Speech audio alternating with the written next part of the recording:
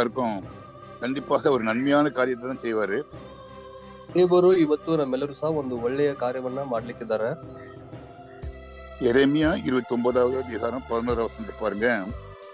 எரேமியா chapter 29 verse 11. நீங்கள் எதிர்பார்க்கும் முடிவை உங்களுக்கு கொடுக்கும்படிக்கு நாங்கள் உங்கள் பேர் நினைக்கிற நினைவில் அறிவேன் என்று கர்த்தர் சொல்கிறார். அவைகள் தீமைக்கல்ல, சமாதானத்துக்கு ஏற்ற நினைவுகளே. ಯೆರೆಮೀಯ 29:11 ವಚನದಲ್ಲಿ ನೋಡ್ತಾ, ನಿರೀಕ್ಷೆ ಇರಲಿ ಎಂದು ನಾನು ನಿಮ್ಮ ವಿಷಯದಲ್ಲಿ ಮಾಡಿಕೊಳ್ಳುತ್ತಿರುವ ಆಲೋಚನೆಗಳನ್ನ ನಾನೇ ಬಲ್ಲೆನು. ಅವು ಅಹಿತವಾದ ಯೋಚನೆಗಳಲ್ಲ, ಹಿತದ ಯೋಚನೆಗಳೇ. அதனால நம்ம என்ன ரிசல்ட் வந்தாலும் அது சமாதானத்துக்கு ஏற்றவைகளுங்கிறத நம்ம எடுத்துக்கொள்ள வேண்டும்.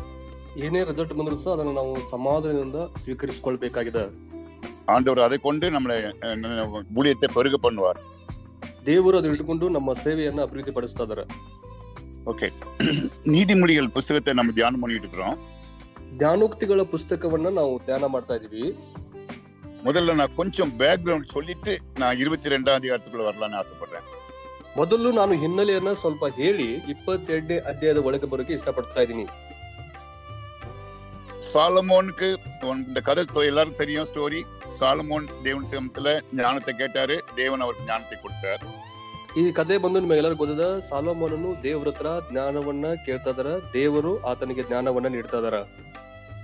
இவருடைய 3 புத்தகங்களும் தேவ ஞானத்தினால் எழுதப்பட்டது. ಇವರ 3 ಪುಸ್ತಕಗಳು ದೇವರ ಜ್ಞಾನದಿಂದ ಬರೆಯಲ್ಪಡ್ತಾ ಇದೆ.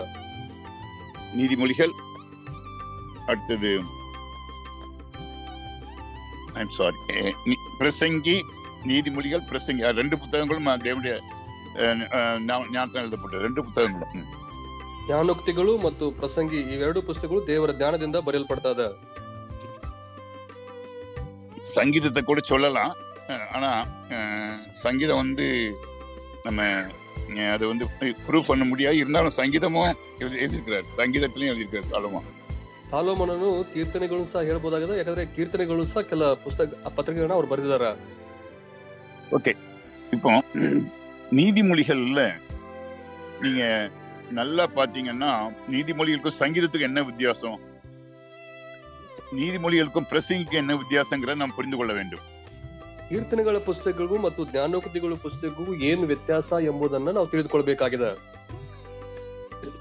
அதே போல நீதிமொழிகளுக்கும் பிரசங்கி புத்தகத்துக்கும் என்ன வித்தியாசங்கிறத நாம் புரிந்து கொள்ள வேண்டும். பேக்ரவுண்ட். ಅದೇ ರೀತಿಯಾಗಿ ಪ್ರಸಂಗಿ ಮತ್ತು ಜ್ಞಾನೋಕ್ತಿ ಪುಸ್ತಕಗಳ ಹಿನ್ನೆಲೆಯನ್ನ ನಾವು ತಿಳಿದುಕೊಳ್ಬೇಕಾಗಿದೆ. நல்லா கவனிங்க, ಚೆನ್ನಾಗಿ ಗಮನಿಸ್ರಿ. சங்கீதம் நாம் சங்கீதத்தை படிக்கும்போது ஒரு காரியத்தை மனதில் வைத்துக் கொள்ள வேண்டும். அது தேவனை நாம் வொர்ஷிப் பண்ணுவது, தேவனை மகிமைப்படுத்துவது, தேவனுக்கு நேரே நம்ம கையை விரிப்பதுதான் சங்கீத புத்தகம். ಕೀರ್ತನೆ ಪುಸ್ತಕವನ್ನ ಧ್ಯಾನ ಮಾಡುವಾಗ ಒಂದು ವಿಷಯವನ್ನ ನಾವು ಜ್ಞಾಪಕ ಮಾಡ್ಕೊಳ್ಬೇಕಾಗಿದೆ. ಅದು ನಾವು ಕೈಗಳನ್ನ ಎತ್ತಿ ದೇವರನ್ನ ಘನಪಡಿಸುವಂತದ್ದು ಅಥವಾ ದೇವರನ್ನ ಸ್ತುತಿಸುವಂತದ್ದು ಆಗಿದೆ. Book of worship. ಅದು ಬಂದು ಆರಾಧನೆಯ ಪುಸ್ತಕ ಎಂಬುದಾಗಿ ಹೇಳ್ಬೋದಾಗಿದೆ. நீதிமொழிகள் அப்படி அல்ல. நம் வாழ்க்கையிலே நடைமுறை நடக்க வேண்டியதை சாலமோன் எழுதுகின்றார். ಆದ್ರೆ ಜ್ಞಾನೋಕ್ತಿಗಳು ಪುಸ್ತಕ ಹಾಗಲ್ಲ. ನಮ್ಮ ಜೀವನದ ನಡವಳಿಕೆಗಳನ್ನ ನಾವು ಹೇಗೆ ನಡಿಬೇಕು ಅನ್ನೋದನ್ನ ಇಲ್ಲಿ ಸಾಲೋಮೋನನು ಬರಿತಾ ಇದ್ದಾರೆ. ஆங்கிலத்திலே எர்த்லி மைண்ட், உலகத்தை உலகத்துக்குரியது, அது ஹெவனுக்குரியது. Heavenly minded, earthly minded. ಅದು ಬಂದು ಲೋಕದ ಕುರಿತಾಗಿ ಮತ್ತು ಪರಲೋಕದ ವಿಷಯವಾಗಿ ಅದು ಆ ಮೈಂಡ್ ಅಲ್ಲಿ ಇರುವಂತ ಒಂದು ಕಾರ್ಯವಾಗಿದೆ. சங்கீதம் பரலோகத்துக்குரியது, நீதிமொழிகள் உலகத்துக்குரியது. ಕೀರ್ತನೆಗಳು ಪುಸ್ತಕ ಅದು ಪರಲೋಕಕ್ಕೆ ಸಂಬಂಧಪಟ್ಟದಾಗಿದೆ, ಜ್ಞಾನೋಕ್ತಿಗಳು ಪುಸ್ತಕ ಲೋಕಕ್ಕೆ ಸಂಬಂಧಪಟ್ಟದಾಗಿದೆ. அப்போ பிரசங்கி என்ன கதை? ಅದರ ಪ್ರಸಂಗಿ ಪುಸ್ತಕದ ಏನು ಕಥೆ ಆಗಿದೆ? பிரசங்கி புத்தகம் அவருடைய வாழ்க்கையில சாலமோன் சாகுற நேரத்தில் எழுதிய புத்தகம். ಪ್ರಸಂಗಿ ಪುಸ್ತಕವು ಸಾಲೋಮೋನನು ಸಾಯುವಂತ ಸಮಯದಲ್ಲಿ ಬರೆದಿರುವಂತ ಒಂದು ಪುಸ್ತಕವಾಗಿದೆ. அவர் நமக்கு எல்லாருக்கும் தெரியும், அவர் கடைசி காலங்கள்ல நிறைய பேக் ஸ்லைடன் ஆயிட்டார், பின்வாங்கி போயிட்டார். நிறைய மனைவிகள், நிறைய சொத்துகள், விசேஷமாக அந்நிய தெய்வங்களோடு கூட அவருடைய உறவு இருந்ததுனால அவர் பின்வாங்கி போயிட்டார். ಸಾಲೋಮೋನನ ಕೊನೆಯ ಜೀವಿತವನ್ನು ನೋಡುವಂತ ಸಮಯದಲ್ಲಿ ಅವರಿಗೆ ಅನೇಕ ಹೆಂಡತಿಯರು ಮತ್ತು ಬೇರೆ ಬೇರೆ ಕಾರ್ಯಗಳಲ್ಲಿ ತಮ್ಮ ಜೀವನದಲ್ಲಿ ಹಿಂದೆ ಹೋಗುವುದನ್ನ ನಾವು ನೋಡ್ತಾ ಇದೀವಿ. அப்போ எழுதின புத்தகம் தான் பிரசங்கி. ಆ ಸಮಯದಲ್ಲಿ ಬರೆದಿರುವಂತಹ ಪುಸ್ತಕವೇ ಪ್ರಸಂಗಿ ಪುಸ್ತಕ. நீங்க டைம் இருக்கும்போது பிரசங்கி புத்தகத்துல 12ஆம் அதிகாரம் கடைசி வசனங்களை தியானம் பண்ணி பாருங்க. ನಿಮಗೆ ಸಮಯ ಇರುವಾಗ ಪ್ರಸಂಗಿ ಪುಸ್ತಕ 12ನೇ ಕೊನೆಯ ವಚನಗಳನ್ನ ಧ್ಯಾನ ಮಾಡಿ ನೋಡ್ರಿ. அவர் முழுவதுமாக மனம் திரும்பிய மனிதனாக உலகம் என்னங்கிறத சொல்லி கடைசியில தேவனால் எல்லாம் கூடுங்கிற சொல்லி முடிக்கிறார். ಅವರು ಬಂದು ಲೋಕ ಅಂದ್ರೆ ಏನು, ದೇವರಿಂದ ಎಲ್ಲಾ ಕಾರ್ಯಗಳನ್ನ ಅನುಭವಿಸಿದ ನಂತರದಲ್ಲಿ ತಮ್ಮ ಜೀವನದಲ್ಲಿ ಈ ಲೋಕ ಅಂದ್ರೆ ಏನು ಅನ್ನುವಂತ ವಿಷಯವನ್ನ ಅವರು ಮನ ತಿರುಗಿ ಆ ವಿಷಯವನ್ನ ಹೇಳ್ತಾ ಇದಾರ. அதனால ஒருவேளை அவர் பின்வாங்கி போயிருந்தாலும் திருப்பி மனம் திரும்பி இருப்பார் என்று நான் விசுவாசிக்கிறேன். ಅವರು ಹಿಂದೆ ಹೋಗಿದ್ರು ಸಹ ಅವರು ತಿರುಗಿ ಮನ ತಿರುಗಿದ್ರು ಅನ್ನೋದಾಗಿ ಹೇಳಿ ನಾವು ನಂಬ್ತಾ ಇದೀನಿ. ஓகே, இப்போ நீதிமொழிகள் வரலாம். நம்ம ಇವಾಗ ಇಲ್ಲಿ ಧ್ಯಾನೋಕ್ತಿ ಪುಸ್ತಕಗಳಿಗೆ ಬರೋಣ. இந்த நீதிமொழிகளை 4 பேர் எழுதியிருக்காங்க. ಈ ಧ್ಯಾನೋಕ್ತಿ ಪುಸ್ತಕಗಳನ್ನ 4 ಜನ ಬರೆದಿದ್ದಾರೆ. முதல் 24 அதிகாரங்கள் சாலமோன் எழுதினார். ಮೊದಲ 24 ಅಧ್ಯಾಯಗಳನ್ನ ಸಾಲೋಮೋನನು ಬರೆದಿದ್ದಾರೆ. 25 இருந்து 28 அதிகாரம் நினைக்கிறேன். 25 இருந்து 29வது அதிகாரம் வரைக்கும் எசேக்கியேல் எழுதியிருக்கிறாரு. 29ರಿಂದ ಇಲ್ಲಿ ಬಂದು 25ರಿಂದ 29ವರೆಗೂ ಎಜೆಕೇಲನು ಬರೆದಿದ್ದಾರೆ.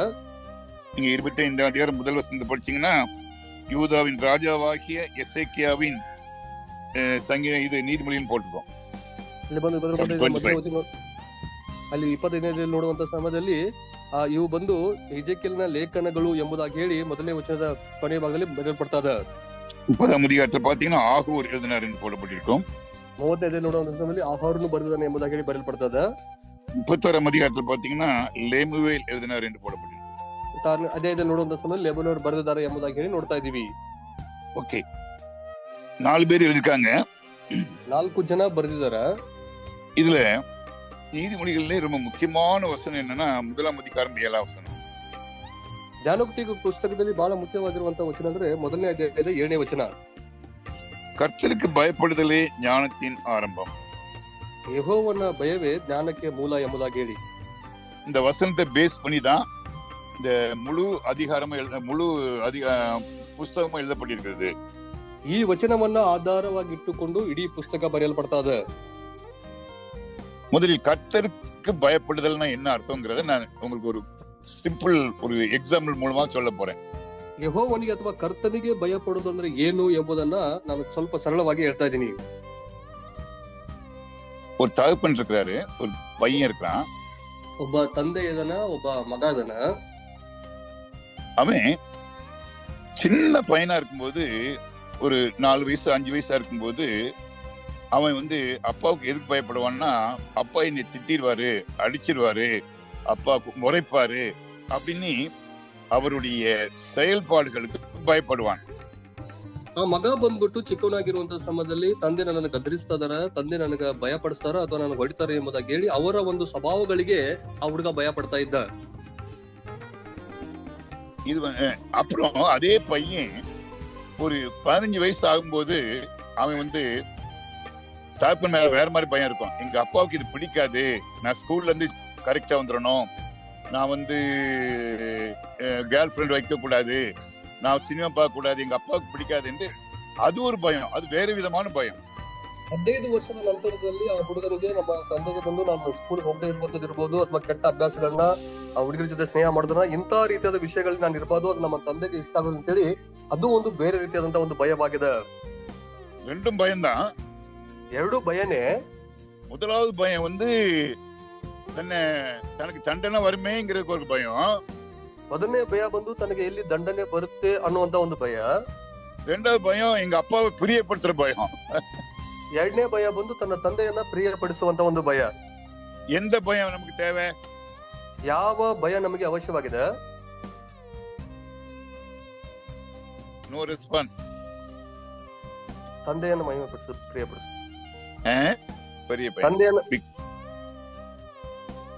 பெரிய பையனா இருக்கும்போதுதான் அதே போலதான் நம்முடைய ஆவிக்குரிய வாழ்க்கைகள் வளர வளர எங்க அப்பாவுக்கு பிடிக்காது அப்படின்னா அந்த பக்கம் போக கூடாது.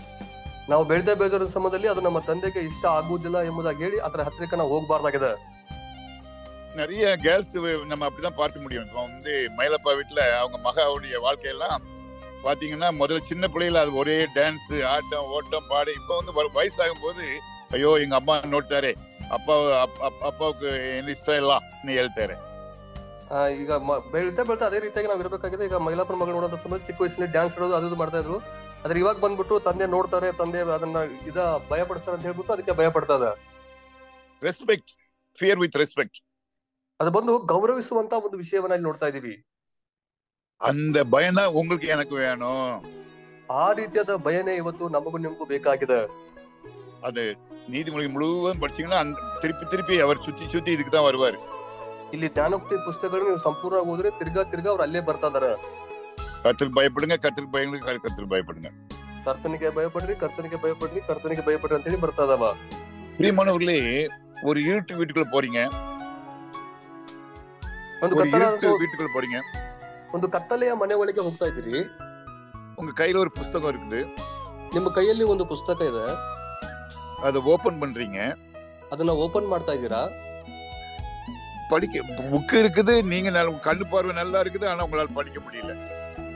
ಕೈಯಲ್ಲಿ ಬುಕ್ ಇದೆ, ನಿಮ್ಮ ಕಣ್ಣ ದೃಷ್ಟಿ ಸರಿಯಾಗಿದೆ, ಆದ್ರೂ ಸಹ ನಿಮ್ಗೆ ಓದಕ್ ಆಗ್ತಾ ಇಲ್ಲ. ஏன்? ಯಾಕೆ? அந்த ரூம்குள்ள இருட்டு இருக்குது, ಆ ರೂಮ್ ಅಲ್ಲಿ ಕತ್ತಲೆ ಇದೆ. ஆனா உடனே ஒரு சுவிட்ச போட்டீங்க, லைட் வருது, உடனே உங்களை படிக்க முடியுது. ತಕ್ಷಣ ನೀವು ಒಂದು ಸ್ವಿಚ್ ಹಾಕ್ತಾ ಇದೀರಾ, ಲೈಟ್ ಉರ್ತಾ ಇದೆ, ನಿಮ್ಮಿಂದ ಓದಕ್ ಆಗ್ತಾ ಇದೆ. அதே போலதான் பிரியமானவர்களே, பைபிள் படிக்கும் போது நீங்க ஹோலி ஸ்பிரிட்டோட உதவியோடு கூட படிக்கணும். ஞான சாலமோனுடைய இந்த நீதிமொழிகள் முழுவதும் பரிசுத்த ஆவியானவருடைய உதவியோடு கூட எழுதப்பட்டது. சாலமோனுக்கு ஸ்பெஷல் ஞான இது அபிஷேகம் ஆண்டவர் கொடுத்து இந்த புத்தகம் எழுதி நம்ம கையில கொடுத்திருக்கிறார். ಸಾಲಮೋನಿಗೆ ದೇವರು ಪರಿಶುದ್ಧಾತ್ಮನ ಅಭಿಷೇಕದ ಮೂಲಕವಾಗಿ ಈ ಪುಸ್ತಕವನ್ನ ಬರೆದು ನಮ್ಮ ದೇವರು ನಮ್ಮ ಕೈಗೆ ಈ ಪುಸ್ತಕವನ್ನ ಕೊಟ್ಟಿದ್ದಾರೆ. நிறைய பேருடைய பரிசுத்தவான்கள் வாழ்த்துல பார்க்கும்போது டெய்லி ஒரு அதிகாரம் படிப்பாங்க. 31 அதிகாரம் இருக்கிறதுனால டெய்லி ஒரு அதிகாரம் படிச்சு தியானம் பண்ணுவாங்கன்னு நான் படிச்சு நிறைய புக்ல படிச்சிருக்கேன். ಅನೇಕ ಜನ ಪರಿಶುದ್ಧವಂತ ನೋಡುವಂತ ಸಮಯದಲ್ಲಿ 31 ಅಧ್ಯಾಯ ಇರೋದ್ರಿಂದ ಡೈಲಿ ಒಂದು ಅಧ್ಯಾಯಗಳನ್ನ ಅವರು ಓದ್ತಿದ್ರು ಎಂಬುದಾಗಿ ನಾವು ಅನೇಕ ಪುಸ್ತಕಗಳಲ್ಲಿ ಅನೇಕರ ಜೀವನದಲ್ಲಿ ನಾನು ಓದಿದ್ದೀನಿ. எனக்கு நேரம் இல்ல, அதனால 22 அதிகாரம் திருப்புங்க. ಸಮಯ ಇಲ್ಲ, 22 ಅಧ್ಯಾಯವನ್ನ ತಿರುಗಿಸಿಕೊಳ್ರಿ. நான் முதல் 5 வசனங்களை படிச்சுட்டு இடையில 2-3 வசனம் சொல்லிட்டு முடிக்கிறேன். ಮೊದಲ 5 ವಚನವನ್ನ ಓದಿ ಸ್ವಲ್ಪ ಕಾರ್ಯಗಳನ್ನ ಹೇಳಿ ನಾನು ಮುಗಿಸ್ತಾ ಇದ್ದೀನಿ.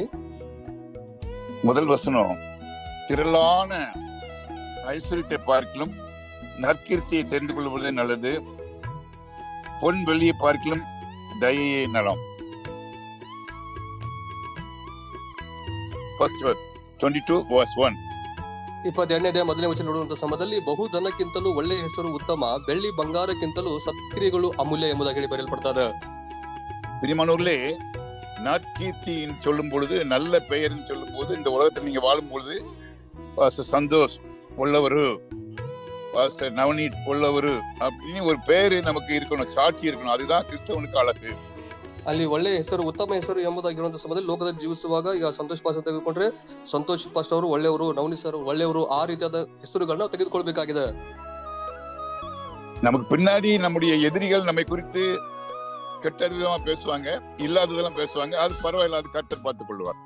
ನಮ್ಮ ಹಿಂದುಗಡೆ ನಮಗೆ ಇಷ್ಟ ಆಗದೆ ಇರುವಂತವ್ರು ನಮ್ಮ ಬಗ್ಗೆ ಕೆಟ್ಟದಾಗಿ ಅಥವಾ ಬೇರೆ ಬೇರೆ ಕಾರ್ಯಗಳು ಅದರ ಬಗ್ಗೆ ನಾವು ಬೇರೆ ಯಾವ ಕಾರ್ಯಗಳು ನೋಡಬಾರ್ದು. அங்க இங்க பார்த்தாச்சுன்னா சைக்கிள் நம்ம ஓட்ட முடியாது. ಆ ಕಡೆ ಈ ಕಡೆ ನೋಡಿದ್ರೆ ನಮ್ಮ ಸೈಕಲ್ ನಾವು ಓಡಿಸಕ್ ಆಗೋದಿಲ್ಲ. சைக்கிள் ஓட்டணும்னா நேரே பார்த்தாதான் ஓட்டுவோம், இல்லைன்னா டொப்பு கீழே கொண்டு கிடப்போம். ಸೈಕಲ್ ಓಡಿಸ್ಬೇಕಾದ್ರೆ ನೇರವಾಗಿ ಇಟ್ಕೊಂಡು ನಾವು ಓಡಿಸಬೇಕಾಗಿದೆ, ಆ ಕಡೆ ನೋಡ್ರೆ ಕೆಳಗಡೆ ಬಿದ್ದು ಬಿಡ್ತಾ ಇದೀವಿ. சரி, இப்போ ஒரு கதை சொல்ல ஆசைப்படுறேன். ಇವಾಗ ಒಂದು ಕತೆ ಹೇಳಿಕೆ ಇಷ್ಟಪಡ್ತಾ ಇದೀನಿ. அலெக்சாண்டர் என்று ஒரு மாமன்னர் இருந்தார். அவர் உலகத்தையே அரசாட்சி பண்ணினார். ಅಲೆಕ್ಸಾಂಡರ್ ಅನ್ನುವಂತ ಒಬ್ಬ ಮಹಾ ವ್ಯಕ್ತಿ ಇದ್ದನು. ಅವನು ಆ ಲೋಕವನ್ನ ಆಳ್ವಿಕೆ ಮಾಡ್ತಾ ಇದ್ದಾನೆ. ஒரு நாள் அவருடைய படைத்தளத்துக்கு போய் சேவகர்கள் எல்லாம் எப்படி என்னை பத்தி பேசிக்கிறாங்கிறது அப்படி எல்லாம் தூக்கும் போது அப்படி நேர போயிட்டு இருக்கிறார். ಅವರು ಸೈನ್ಯದ ಹತ್ರ ಬಂದ್ಬಿಟ್ಟು ನನ್ನ ಬಗ್ಗೆ ಅವರೆಲ್ಲ ಏನೇನ ಮಾತಾಡ್ತಾರ ಅಂತ ಹೇಳ್ಬಿಟ್ಟು ಅವ್ರು ನೇರವಾಗಿ ಹೋಗ್ತಾ ಇದಾರೆ. போயிட்டே இருக்கும்போது ராத்திரி 12 மணிக்கு போகும்போது அங்க ஒரு வாட்ச்மேன் வந்து தூங்கிட்டு இருக்கிறான். ಅಲ್ಲಿ ರಾತ್ರಿ 12 ಗಂಟೆಗೆ ಹೋಗುವಂತ ಸಮಯದಲ್ಲಿ ಅಲ್ಲಿ ಒಬ್ಬ ವಾಚ್ಮನ್ ಬಂದು ನಿದ್ದೆ ಮಾಡ್ತಾ ಇದಾರೆ. உடனே அவனை எழுப்பி விடுறாரு. ಅವರನ್ನ ಎಬ್ಬಿಸ್ತಾ ಇದಾರೆ.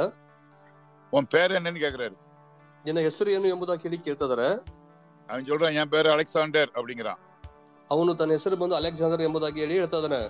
உடனே அலெக்சாண்டர் சொல்றாரு, ಆವಾಗ ಅಲೆಕ್ಸಾಂಡರ್ ಹೇಳ್ತಾ ಇದಾರೆ, இது அலெக்சாண்டராகிய நானா இருந்தா கண்டிப்பாக தூங்கி இருக்க மாட்டேன்.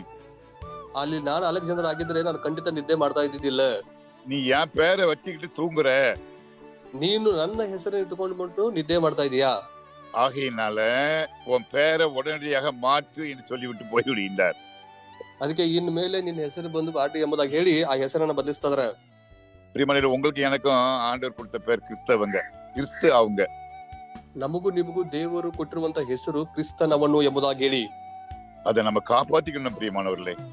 ಅದನ್ನ ನಾವು ಕಾಪಾಡಿಕೊಳ್ಬೇಕಾಗಿದೆ. அதான் முதல் வசனம்.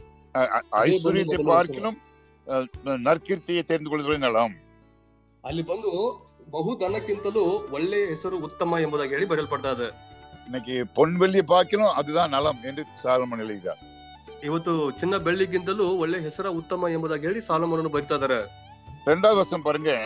ஐஸ்வர்யவானும் தரித்திரனும் ஒருவரை ஒருவர் சந்திக்கிறார்கள், அவர் அனைவரையும் உண்டாக்கினவர் கர்த்தர். ಬಡವರು ಬಲ್ಲಿದರು ಸ್ಥಿತಿಯಲ್ಲಿ ಎದುರು ಬದುರು ಆಗಿದ್ದಾರೆ, ಯೆಹೋವನೇ ಅವರನ್ನ ಸೃಷ್ಟಿಸಿದನು. நிறைய நேரங்கள்ல ஐஸ்வர்யவான்னா ரொம்ப நிம்மதி கிடைக்கணும்னு நீங்கள் நான் நினைக்கிறோம். ಅನೇಕ ಸಮಯದಲ್ಲಿ ಐಶ್ವರ್ಯವಂತ ತಕ್ಷಣ ತುಂಬಾ ನೆಮ್ಮದಿ ಸಿಗುತ್ತೆ ಅಂತ ಹೇಳಿ ನಾವು ನೀವುಗಳು ಅನ್ಕೋತಾ ಇದೀವಿ. இல்லவே இல்லை. ಆ ರೀತಿಯಾಗಿ ಇಲ್ವೇ ಇಲ್ಲ.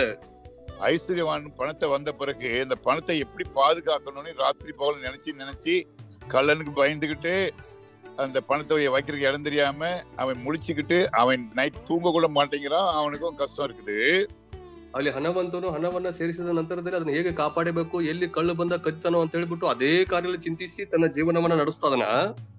அதே போல தரித்திரனும் என்ன பண்றான், ஐயோ எனக்கு பணம் இல்லையே, நாளைக்கு என்ன பண்றது, அது இல்லையே இது இல்லையே அப்படின்னு அவன் புலம்பிட்டு இருக்கிறான். ಅಲ್ಲಿ ಬಂದು ಬಡವನು ಬಿಟ್ಟು ಅಯ್ಯೋ ನನ್ನ ಹತ್ರ ಹಣವಿಲ್ಲವಲ್ಲ, ನಾನು ಏನ್ ಮಾಡೋದು ಹಾಗೆ ಅಂತ ಬಿಟ್ಟು ಅದರ ಬಗ್ಗೆನೇ ಅವ್ನು ತೊಂತಾ ಇರ್ತಾನೆ. அதான் சாலமோன் எழுதிய ஐஸ்வர்யவானும் தரித்திரனும் ஒருவர் சந்திக்கிறார்கள், அவர்கள் அனைவரையும் உண்டாக்கினவர் கர்த்தர். கர்த்தர் அவர்களை உண்டாக்கினவர் என்று அவர்கள் நினைக்கும் பொழுது அவங்களுக்கு இந்த பயம் இருக்காது, யாருனாலும் சரி. ಅಲ್ಲಿ ಬಂದು 2ನೇ ವಚನ ಅದೇ ಹೇಳ್ತಾರೆ, ಬಡವರು ಬಲಿದರ ಸ್ಥಿತಿಗಳು ಒಂದೇ ರೀತಿಯಾಗಿದಾವ, ದೇವರೇ ಅವರನ್ನ ಸೃಷ್ಟಿಸಿದಾರ, ಅವರು ತಮ್ಮ ಕಾರ್ಯಗಳನ್ನ ನೆನೆಸುವಂತ ಸಮಯದಲ್ಲಿ ಅವು ಒಂದೇ ರೀತಿಯಾಗಿ ಕಾಣಲ್ಪಡ್ತದವ. எல்லாத்தையும் திருப்தி இருக்கும் பெரியமானவர்களே. ಎಲ್ಲದರಲ್ಲೂ ಸಹ ತೃಪ್ತಿ ಇರ್ಬೇಕಾಗಿದೆ. அவன் நேர சைக்கிள் பார்த்து ஓட்டுவான். ಅವನು ನೇರವಾಗಿ ಸೈಕಲ್ ಅನ್ನ ಸರಿಯಾದ ರೀತಿಯಲ್ಲಿ ಓಡಿಸ್ತಾದನ. இந்த நீங்க யாத்திரா புத்தகத்துல 2வது அதிகாரத்தை பார்க்கும் பொழுது அங்க மோசே அங்க இந்த பக்கம் பார்த்தார், இந்த பக்கம் பார்த்தார், பார்த்துட்டு அந்த எகிப்தியனை கொன்று போட்டார் என்று போட்டிருக்கோம். ಅಲ್ಲಿ ವಿಮೋಚನಕಾಂಡ ಪುಸ್ತಕ 2ನೇದಲ್ಲಿ ನೋಡುವಂತ ಸಮಯದಲ್ಲಿ ಮೋಸೆ ಆ ಕಡೆಗೆ ಈ ಕಡೆ ನೋಡಿ ಅಲ್ಲಿ ಅಗಿಪ್ತನನ್ನ ಸಾಯಿಸಿದನು ಎಂಬುದಾಗಿ ಹೇಳಿ ಬರೆಯಲ್ಪಡ್ತದ. இந்த பக்கம் யாரோ பாக்குறாங்களா, இந்த பக்கம் யாரோ பாக்குறாங்களா, அப்படிதான் அவர் கொண்டு போட்டார். ಅಲ್ಲಿ ಬಂದು ಈ ಕಡೆಗೆ ಯಾರಾದ್ರೂ ನೋಡ್ತಾ ಇದಾರ, ಆ ಕಡೆಗೆ ಯಾರಾದ್ರೂ ನೋಡ್ತಾ ಇದ್ರೆ ಆ ರೀತಿಯಾಗಿ ನೋಡಿಬಿಟ್ಟು ಅಲ್ಲಿ ಕೊಲೆ ಮಾಡ್ತಾ ಇದಾರೆ. நீங்களும் நானும் நிறைய நேரங்கள்ல அவங்க என்ன சொல்றாங்க, இதை பற்றி இந்த சைடுல சொல்லுவாங்க, இவங்க என்ன பேசுவாங்க, அப்படித்தான் பாக்குற ஒழிய நேரே பார்த்து கர்த்தர் என்னை பற்றி என்ன நினைப்பார் இந்த காரியத்தில் நினைக்க மாட்டேங்கிறோம். அதனாலதான் நிறைய தோல்விகள் வருகிறது. ಅದಕ್ಕೆ ಬಂದ್ಬಿಟ್ಟು ನಾವು ಅನೇಕ ಸಮಯದಲ್ಲಿ ಅವ್ರೇನ್ ಅನ್ಕೋತಾರ, ಇವ್ರೇನ್ ಹೇಳ್ತಾರ, ಆ ಕಡೆ ನೋಡ್ಬಿಟ್ಟು ಅನೇಕ ಸಮಯದಲ್ಲಿ ಅದನ್ನ ನೋಡ್ಬಿಟ್ಟು ನಮ್ಮ ಸೋಲುಗಳನ್ನ ನಾವು ಎದುರು ನೋಡ್ತಾ ಇದೀವಿ. நேரே நோக்கி பார்க்கும்போது கர்த்தரை திருப்திப்படுத்துகிறவர்களாக இருப்போம். ನೇರವಾಗಿ ನಾವು ನೋಡುವಂತ ಸಮಯದಲ್ಲಿ ದೇವರನ್ನ ತೃಪ್ತಿ ಪಡ್ತವರಾಗಿ ನಾವು ಇರ್ತಾ ಇದೀವಿ. 3வது வசனத்தை பாருங்க. விவேகி ஆபத்தை கண்டு மறைந்து கொள்கிறான், பேதைகள் நடுக்க போய் தண்டிக்கப்படுகிறார்கள். ಜಾನನು ಕೇಡನ್ನು ಕಂಡು ಅಡಗಿಕೊಳ್ಳುವನು, ಬುದ್ಧಿಹೀನನು ಮುಂದೆ ಹೋಗಿ ನಷ್ಟಪಡುವನು ಎಂಬುದಾಗಿ ಹೇಳಿ. விவேகி என்று சொல்லும் பொழுது ஒரு தேவனுடைய மனிதன் ஆபத்து வரும்போது நினைக்கும் போது அவன் ஓடி போய் ஒளிஞ்சுக்கிடுவான் ஆண்டவருக்குள்ள. ஆண்டவர் கண்மலை, அவர் என்னுடைய கோட்டை, என்னுடைய அடைக்கலம் என்று ஆண்டவருக்குள்ள போய் ஒளிஞ்சுக்கிடுவான். ಅಲ್ಲಿ ಜಾನನು ಎಂಬುದಾಗಿ ಹೇಳುವಂತ ಸಮಯದಲ್ಲಿ ದೇವರಿಗೆ ಭಯಪಡುವಂತವನು, ತನಗೆ ಏನಾದ್ರು ಪಾಪದ ಕಾರ್ಯ ಸಮಯದಲ್ಲಿ ಅವನಿಗೆಲ್ಲವೂ ದೇವರು ಅಂತ ಹೇಳ್ಬಿಟ್ಟು ದೇವರ ಹತ್ರ ಹೋಗ್ಬಿಟ್ಟು ಅಡಗಿಕೊಳ್ತಾ ಇದಾರೆ. ஆனா பேதைகள் அது பரவாயில்ல, என்ன வந்தாலும் பரவாயில்ல, தேவர் நோட்தாரே அப்படின்னு போய் அவன் நல்ல சிக்கல் மாட்டிக்கிடுவான். ಆದ್ರೆ ಬುದ್ಧಿಹೀನನು ಆ ರೀತಿಯಾಗಿ ಇರಲ್ಲ, ದೇವರ ಕಾರ್ಯಗಳನ್ನು ಗಮನಿಸದೆ ಅವನು ಬಂದು ಹೋಗ್ಬಿಟ್ಟು ಇಕ್ಕಟ್ಟಿನಲ್ಲಿ ಸಿಕ್ಕಾಕೊಳ್ತಾನ. பரவாயில்ல, அந்த சகோதரி ஹெல்ப் தானே பண்றோம் அப்படின்னு சொல்லி ஒய்ஃப்க்கு தெரியாம அந்த சகோதரிக்கு ஹெல்ப் பண்ணிட்டு இருப்பான். ಅಲ್ಲಿ ಬಂದ್ಬಿಟ್ಟು ಆ ಸಹೋದರಿ ತನಗೆ ಹೆಲ್ಪ್ ಮಾಡ್ತಾ ಇದೀವಿ ಅಂತ ಹೇಳ್ಬಿಟ್ಟು ತನ್ನ ಹೆಂಡತಿಗೆ ಗೊತ್ತಿದೆ ಆ ಸಹೋದರಿಗೆ ಹೋಗಿ ಹೆಲ್ಪ್ ಮಾಡ್ತಾ ಇದಾನ. ஒரு நாளைக்கு ಹೆಂಡತಿಗೆ தெரிய வரும்போது அன்னைக்குதான் அங்க பாம் பிளாஸ்ட் ஆகிற ஹவுஸ்ல. ಒಂದಿನ ಹೆಂಡತಿಗೆ ಗೊತ್ತಾಗಿರುವಂತ ಸಮಯದಲ್ಲಿ ಮನೆಯಲ್ಲಿ ಬಾಂಬ್ ಬ್ಲಾಸ್ಟ್ ಆಗ್ತದ. அதனால நம்ம நிறைய காரியங்கள்ல நம்ம ஆண்டோட்டு போய் ஆண்டோர் சொல்லும் போது நம்ம ஓடி ஒளிறதுதான் இந்த காலத்துல முக்கியம். ಅಲ್ಲಿ ಆಂಡವ್ರಿಗೆ ದೇವರು ಹೇಳುವಂತ ಸಮಯದಲ್ಲಿ ಅಲ್ಲಿ ಓಡಿ ಹೋಗ್ಬಿಟ್ಟು ದೇವರ ಹತ್ರ ನಾವು ಬಚ್ಚಿಕೊಳ್ಳೋದೇ ಬಹಳ ಶ್ರೇಷ್ಠ ಕಾರ್ಯ ಎಂಬುದಾಗಿ ಹೇಳಿ, இந்த வருடத்துல நான் வந்து ஆண்டவர்கிட்ட ஒரு பொருத்தனை பண்ணேன். ஆண்டவரே, ஆர்குமெண்ட் பண்ணக்கூடாது, ஆர்குமெண்ட் பண்ணி நான் பெரிய ஆள் காமிக்க கூடாது, ஆர்குமெண்ட் இல்லாம ஓடி போய் ஒளியணும் ஆண்டவரேன்னு கேட்டேன். ஆண்டவர் இன்னைக்கு எனக்கு கிருபை செய்றாரு. ಈ ವರ್ಷದಲ್ಲಿ ನಾನು ದೇವರ ಹತ್ರ ಬಂದು ಒಂದು ವಾಗ್ದಾನವನ್ನು ಮಾಡಿಕೊಂಡೆ, ದೇವರೇ ನಾ ಇನ್ಮೇಲೆ ಯಾರ್ದು ಆರ್ಗ್ಯುಮೆಂಟ್ ಅಲ್ಲಿ ಬಂದ್ಬಿಟ್ಟು ಯಾವ ತರ ವಾಗ್ವಾದವನ್ನ ಮಾಡಬಾರ್ದು ಅಂತ ಹೇಳಿ ಮಾಡೀನಿ. ಆ ದೇವ್ರು ಬಂದು ಇದುವರೆಗೂ ಅದನ್ನ ನಡೆಸ್ತಾ ಇದಾರ. பிலிப்பியர் 2ஆம் அதிகாரத்துல வாக்குவாதத்தை பற்றி ஒரு அருமையான வசனம் உண்டு. நீங்க வந்து எதையுமே வார்த்தையினால இப்படி மத்தவங்க ஓவர்டேக் பண்ணும் போட்டு பவுல் எழுதுவாரு. ಅಲ್ಲಿ ಫಿಲಿಪಿ ಪತ್ರಿಕೆ 2ನೇ ಅಧ್ಯಾಯದಲ್ಲಿ ನೋಡೋ ಸಮಯದಲ್ಲಿ ಒನ್ನೊಬ್ಬರೊಟ್ಟಿಗೆ ನೀವು ವಾಗ್ವಾದ ರೀತಿಯಲ್ಲಿ ವರ್ತಿಸಬಾರದು ಎಂಬುದಾಗಿ ಹೇಳಿ ಅಲ್ಲಿ ಪೌಲನು ಬರೀತಾ ಇದ್ದಾರೆ. 4ஆம் வசனம் பாருங்க. தாழ்மைக்கும் கர்த்தருக்கு பயத்துக்கும் வரும் பலன் ஐஸ்வர்யம், மகிமை, ஜீவன். ಅಲ್ಲಿ ಬಂದು 4ನೇ ವಚನ ನೋಡ್ತಾ ಇದ್ವಿ. ಧನ, ಮಾನ, ಜೀವಗಳು, ದೀನ ಭಾವಕ್ಕೂ ಯೆಹೋವನ ಭಯಕ್ಕೂ ಅಲ್ಲಿ ಫಲ ಎಂಬುದಾಗಿ ಹೇಳಿ ಬರೆಯಲ್ಪಡ್ತಾ ಇದೆ. அப்போஸ்தலர் பாத்தீங்கன்னா அங்கு நல்லவங்க ஸ்தேவான் அவங்க டீமை வந்து செலக்ட் பண்ணுவாங்க. அந்த டீம் செலக்ட் பண்ணும்போது, சீசர்கள் செலக்ட் பண்ணும்போது அவங்களுக்கு இந்த குவாலிஃபிகேஷன் கொடுப்பாங்க. ಅಲ್ಲಿ ಬಂದು ಸ್ಟೆಫನನ್ನ ಅಲ್ಲಿ ಆಯ್ಕೆ ಮಾಡುವಂತ ಸಮಯದಲ್ಲಿ ಅವನಿಗೆ ಈ ಒಂದು ಸ್ಥಾನಮಾನವನ್ನ ಕೊಡಲ್ಪಡ್ತಾ ಇದೆ. 2 குவாலிஃபிகேஷன் இன்னைக்கு உங்களுக்கு எனக்கு வேணும்னு ஆண்டவர் எதிர்பார்த்தாரு. 2 ಅರ್ಹತೆಗಳು ಇವತ್ತು ನಮಗೂ ನಿಮಗೂ ಬೇಕು ಎಂಬುದನ್ನ ದೇವರು ಎದುರು ನೋಡ್ತಾ ಇದ್ದಾರೆ. ஒன்னு வந்து தாழ்மை, ஹம்பிள் லைஃப். 2வது கர்த்தருக்கு பயப்படுற பயம். ಒಂದನೇದಾಗಿ ತಾಳ್ಮೆ ಅಥವಾ ಬಯಸುವಂತ ಜೀವನ, ಇನ್ನೊಂದು ಬಂದು ದೇವರಿಗೆ ಭಯಪಡುವಂತ ಜೀವನ. நான் எல்டர்ஸ் எல்லாம் செலக்ட் பண்ணும்போது இந்த 2 குவாலிஃபிகேஷன் இருக்கான்னு பார்த்தா நான் மூப்பர்களை செலக்ட் பண்றது. ಮೂಪರ್ ಎಲ್ಡರ್ಸ್ ಅನ್ನ ಆಯ್ಕೆ ಮಾಡುವಂತ ಸಮಯದಲ್ಲಿ 2 ಗುಣಗಳನ್ನ ನೋಡಿ ಅದನ್ನ ನಾವು ಆಯ್ಕೆ ಮಾಡ್ತಾ ಇದೀವಿ.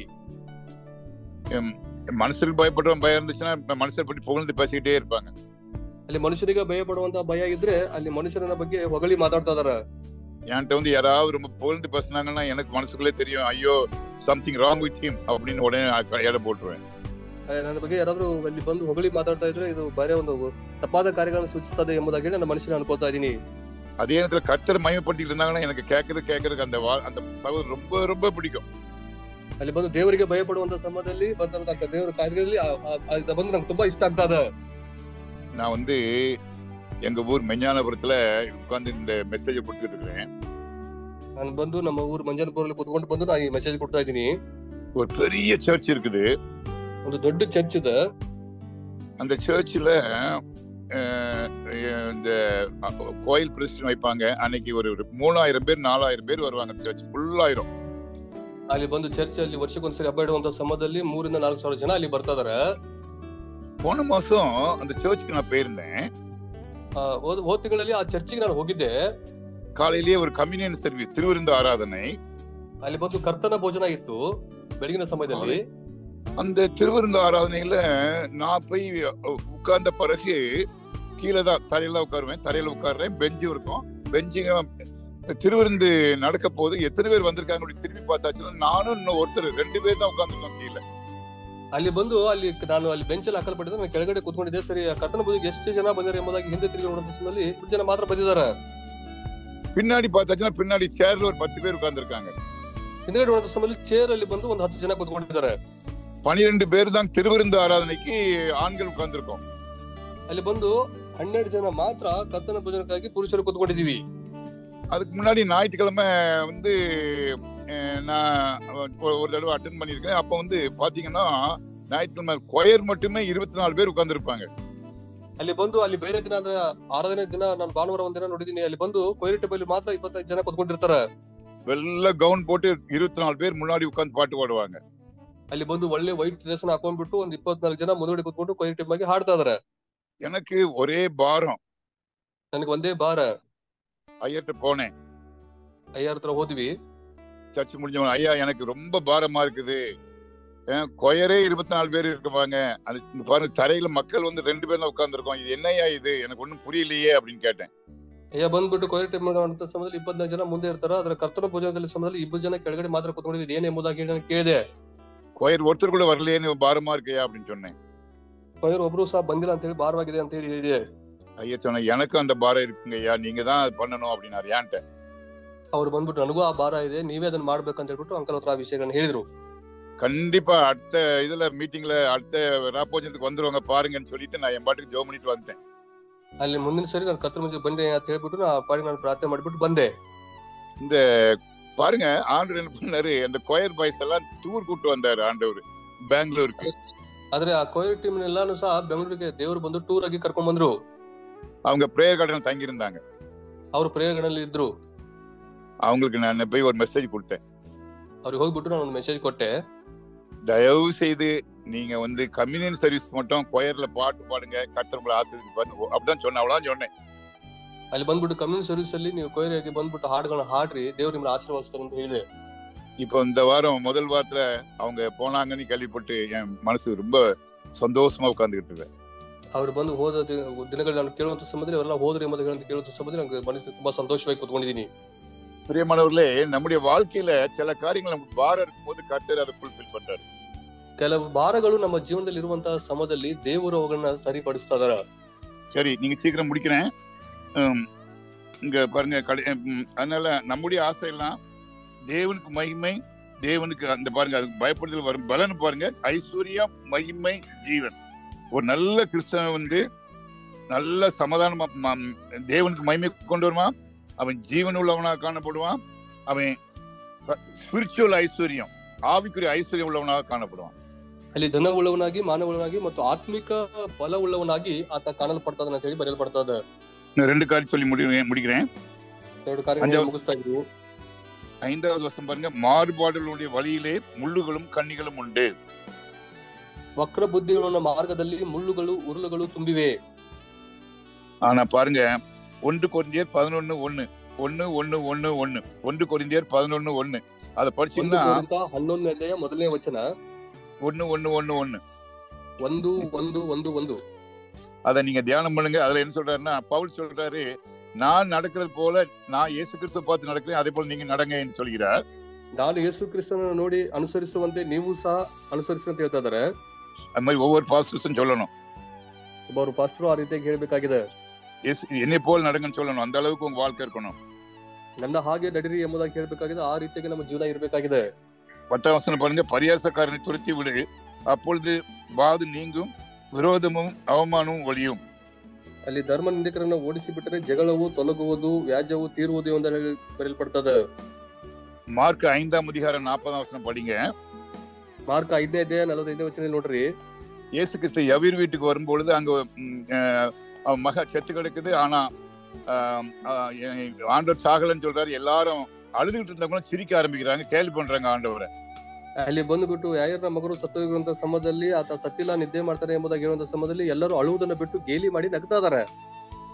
அழுதுகிட்டு இருந்தவங்க சிரிக்க ஆரம்பிக்கிறாங்க, ಅಳುವಂತವರು ನಗೋಕೆ ಪ್ರಾರಂಭಿಸ್ತಾ ಇದಾರೆ. இயேசு கிறிஸ்துவ கேலி பண்றாங்க, ಯೇಸು ಸ್ವಾಮಿಯನ್ನ ಗೇಲಿ ಮಾಡ್ತಾ ಇದಾರೆ. ஆண்டவர் அவரை பார்த்து கண்டுக்கிடவே இல்லை. அவங்களெல்லாம் ದೇವರು ಅವರನ್ನ ಖಂಡಿಸ್ತಾ ಇಲ್ಲ, ಅವ್ರು ಗಮನಿಸ್ತಾ ಇಲ್ಲ. நேர உள்ள போய் அந்த பிள்ளை சோகப்படுத்தினாரு. ಅಲ್ಲಿ ನೇರ ಒಳಗಡೆ ಹೋಗ್ಬಿಟ್ಟು ಆ ಹುಡುಗಿನ ಗುಣಪಡಿಸ್ತಾ ಇದಾರೆ. அந்த மாதிரி தான் நம்மள பரியாசம் பண்றவங்க நம்ம கண்டுக்கிட கூடாது. ನಮ್ಮನ್ನ ಪರಿಹಾಸ್ಯ ಮಾಡೋರನ್ನ ಆ ರೀತಿಯಾಗಿ ನಾವು ಖಂಡಿಸಕ್ ಹೋಗ್ಬಾರ್ದು. அதனால இன்னும் வசனம் நிறைய இருக்குது, எனக்கு நேரம் இல்லை. நான் முடிச்சுக்கிறேன். இந்த வசனங்களை வச்சு நீங்க ஜெபம் பண்ணுங்க, கர்த்தர் உங்களோடு கூட பேசுவார். ಸಮಯವಿಲ್ಲ, ಈ ವಚನಗಳನ್ನ ಓದಿ ಧ್ಯಾನ ಮಾಡ್ರಿ. ದೇವರು ದೊಡ್ಡ ಕಾರ್ಯಗಳನ್ನ ಮಾಡ್ತಾ ಇದಾರೆ. ஜெபம் பண்ணலாம். ಪ್ರಾರ್ಥನೆ ಮಾಡೋಣ. அன்புள்ள ஆண்டவரே, இந்த அருமையான வேலையிலே 40க்கும் மேல 44 பேர் வந்து என் கூட ஜெபம் பண்ணிட்டு இருக்காங்க. அதுக்காக நான் ஸ்தோத்திரம் பண்றேன். ஆண்டவரே, ஒவ்வொருவரையும் ஆசீர்வதியும். இந்த நாள் முழுவதும் விசேஷமாக இந்த எலெக்ஷன் ரிசல்ட்டுக்காக நாங்கள் எல்லாரும் வெயிட் பண்ணியிருக்கிறோம். நீர் எங்களுக்கு சமாதானத்தை கொடுப்பீர் என்று நாங்கள் அந்த வாக்குத்தத்தை நம்பி அது எங்களுக்கு சமாதானத்தை கொண்டு வரும் என்று விசுவாசிக்கிறோம். இந்த கேட்ட ஒவ்வொருவரும் ஆசீர்வதியும். சாலமன் சொன்னது போல கர்த்தருக்கு பயப்படுற பயத்தை எங்களுக்கு ஒவ்வொருவரும் தாரும். உமக்கு பயந்து உமக்கு ரெஸ்பெக்ட் கொடுக்க எங்களுக்கு கிருபை தாரும். இயேசு கிறிஸ்து மூலம் கேட்க தவ பண்ணி. ஆமென். ஆமென்.